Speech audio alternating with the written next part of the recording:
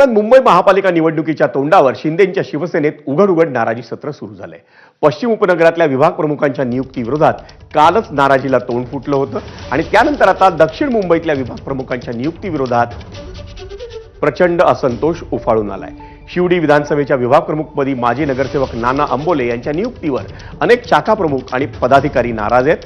शिवडी विधानसभा क्षेत्रातील 5 पैकी 4 शाखा प्रमुख आणि इतर पदाधिकारी हे राजीनामा देण्याच्या तयारीत असल्याचं समजतं।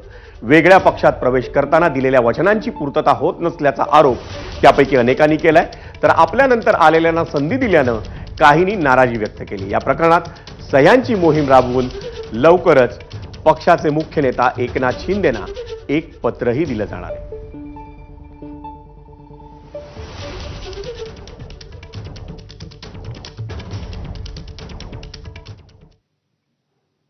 वळूयात पुढच्या बातमीकडे।